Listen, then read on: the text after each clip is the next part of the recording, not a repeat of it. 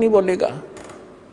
कोई गलती हुई है तो वो कहेगा जी गलती होगी, मैंने बीड़ी पी ली या कोई देव पूज लिया या कोई अन्य गलती होगी, तो उसका समाधान दिया दाता ने कि आपका कनेक्शन कट गया, इसको पुनः सुचारू करवाइए, शुद्धिकरण मंत्र की करा ले और फिर से शुरू हो जा, आगे गलती ना करना। तो ये थोड़ा सा ऑप्शन इसलिए दिया है, लिया है परमात्मा ने कि इस काल ने पूरे मानव को अज्ञान से भर रखा है और एक परिवार में एक या दो ही परमात्मा का बच्चा प्रथम आता है और वो कोई ना कोई ऐसी समस्या उसके आगे अड़ ही जाती है जिस कारण से संघर्ष करते करते भी गलती बन जाती है। तो फिर उसके लिए बताया जाता दोबारा उपदेश ले और आगे भगवान को याद करके और मर्यादाएं खंड नहीं करना, नहीं तो भक्ति नहीं चलेगी। तो एक दो बार आपको ये ऑप्शन दिया गया है और आप इसको फिर दोबारा ले लीजिए मंत्र, आप फिर स्टार्ट हो जाएंगे। जैसे किसी का मंत्र खंड हो जाता है, दूर देश में बैठा है और उसका पर जहाँ फोन आता है, प्रार्थना होती है, तो उसका मंत्र खंड भी होता है, तो भक्ति बंद नहीं करनी चाहिए उसने, क्योंकि उसने नोइंगली नहीं कर रखी।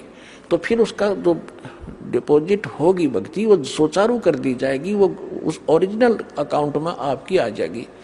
जैसे बैंक में कई बार पैसे डाल दिए जाते हैं, कोई नंबर अकाउंट का गलत हो जाता है, बाकी एड्रेस सही है, तो फिर जाकर उसको शुद्ध करा लिया जाता है और मूल अकाउंट में आ जाता है फिर वो। तो ऐसे आप कई, एक भगत कह रहा था जी मेरे को ना किसी ने बारात में गया हुआ था और कैंपा कोला में बियर डाल दी, मेरा नाम खंड हो गया। उसके घर वाले कह रहे थे जो फिर शराब पीने लग गया। फिर वो आया, जब उससे पूछा भाई ऐसी गलती क्यों करी, कहने लगा जी मेरे साथ ऐसे ऐसे धोखा हो गया। फिर मैंने सोचा टूटता गया पीले छक्के कोई बात हुई है मूर्ख आदमी। अब जैसे किसी के पैर पर गलती से कोई पत्थर गिर गया और उंगली का चोट लाएगी तो सारे टांग ने तोड़ ले, फिरता है टूटता गई है थोड़ी सी, है बिना अकल की बात तुम्हारी। तो उसको ऐसा नहीं करना चाहिए। वो खंड आपने किया नहीं, किसी कारण से हो गया तो वो खंड भी नहीं होता ऐसे। अगर किसी ने आपके साथ धोखा किया तो आपका नाम खंडित नहीं हुआ। फिर भी शंका बनी है तो सुचारू करवा लीजिए, वो कोई दिक्कत नहीं। और भक्ति नहीं छोड़नी चाहिए, वो करती रहनी चाहिए। किसी भी कारण से खंडित हो भी गया है, साधना करते रहिए, लेकिन इस उद्देश्य से कि फिर माफी मांगूंगा या घर बैठ के करते रहे तो बिल्कुल कभी अकाउंट आपका नहीं जुड़ेगा, सदा के लिए खत्म हो जाएगा।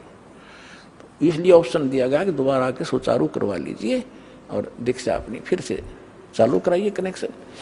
तो परमात्मा ने बताया है कि गुरु मानुष कर जानते ते नर कहिए अंध, महादुखी संसार में फिर आ गए यम के फंद।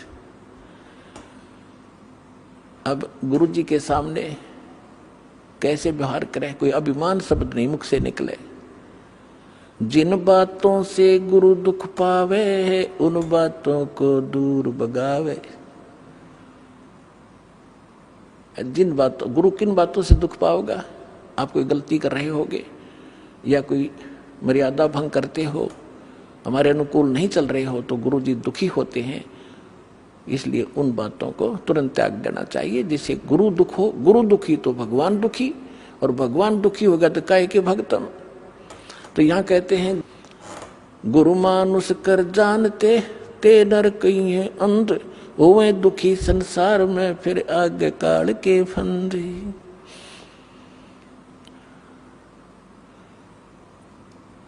गुरु को पुरुष कर जाने और पूरे गुरु की सेवा ठाने।